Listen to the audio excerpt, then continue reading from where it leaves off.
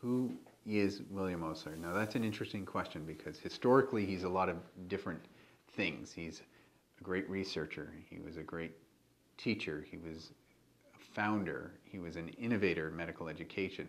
So he's a lot of different things. But I think the fundamental element today is who is William Osler? He is someone who is an inspiration, I think, to a particular type of medicine which is critical for the 21st century, and that's humanistic medicine. It's medicine that puts the patient first. And even to this day, there are people all over the world who are inspired by Osler's writings to go into medicine. How we reach out to people are twofold. One of them is when, say, at the beginning of the year, the first year medical students are invited to come and tour the library. And part of that is introducing them to the material, which they can take out at any time. They have access to all of this, and I'm always constantly buying more material so that they can have more and more things that are relevant. So there's that initial tour, and of course that introduces people to the library, and they can come on their own at any time.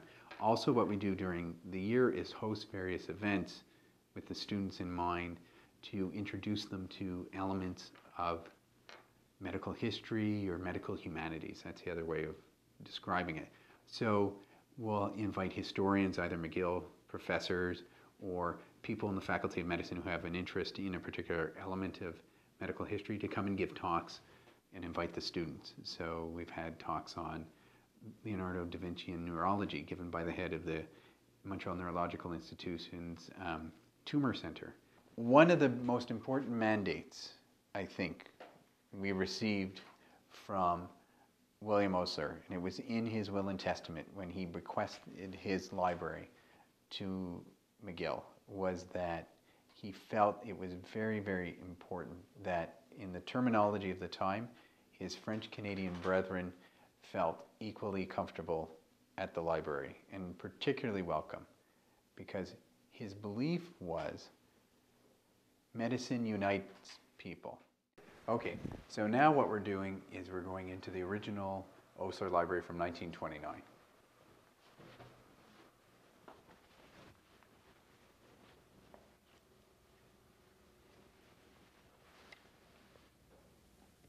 They designed it in a way, I think, which was harmonious with Sir William's interests. And so it acts as a memorial tomb. If you look up here, you can see there are various crests. And these are crests from universities with whom, or with which, Sir William was associated. So on the left, with the beaver, that's the University of Toronto, because before he studied medicine, he was at the University of Toronto. Then in 1870, he came to McGill, so just to the right, to study medicine. And he graduated in 1872 and then went overseas to Europe for 2 years to study medicine at a postgraduate level, because Germany in particular was where scientific medicine was really taking off at the time. So to really understand what was going on in medicine and medical research, Europe was the place to be. And so he went there, and then he came back in 1874, and then for 10 years taught medicine at McGill, instituted a number of changes in the curriculum.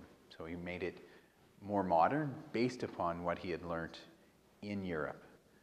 We have a collection over here, just a sample of some of his book bills.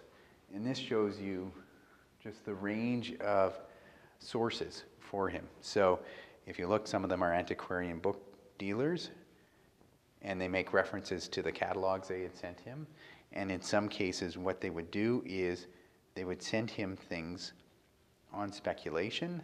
So on approval, if you see over here, it says on approval. Now, as you come closer, you may or may not know, but what you are seeing are the resting place of the ashes of Sir William and Lady Osler. Lady Osler died in 1928, and when the books came in 1929 into the library, the ashes came too.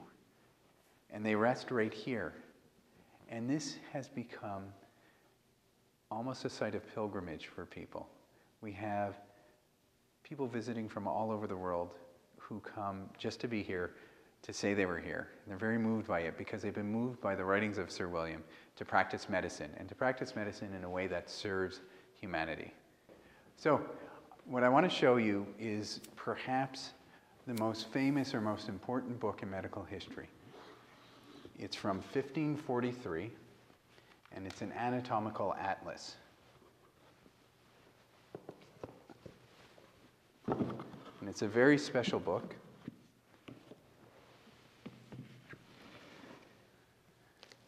Because it was the first detailed publication dealing with anatomy based upon actual human anatomical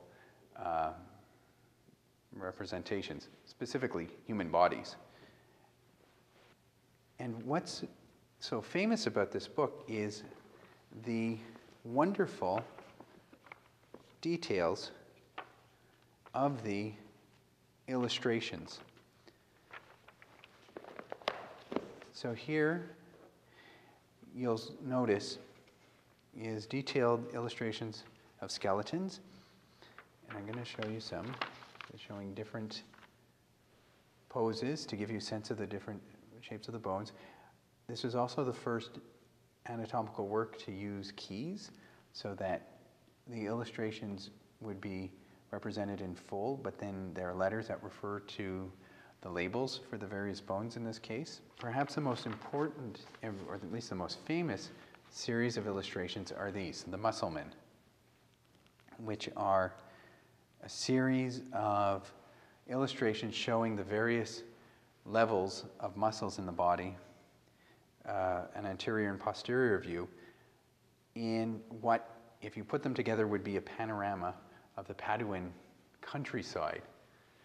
So if you look as you go through, you have these beautiful illustrations. Again, poses like that are mirroring portraiture of the time with this countryside. And what will happen is, as we go through the illustrations, you'll notice the various layers of muscles being exposed.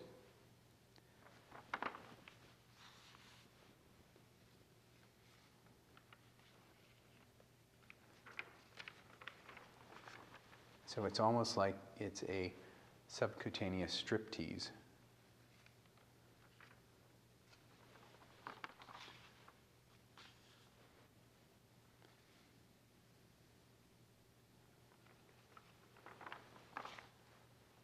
Now this book is almost 500 years old, but if you notice, the quality of the illustrations, the inks, the paper, are all so good that there's no yellowing, there's no fading. And one of the great things about rare books, older books, are that they actually will withstand time. So the Osler has been around for almost 100 years, and from what I can tell, it'll be around for hopefully hundreds of more years. And I think that concludes our tour of the Osler Library, and I want to encourage all of you to feel completely at home to come and visit us at any time, and we'll be more than happy to show you the library and its treasures and anything else you'd like to see.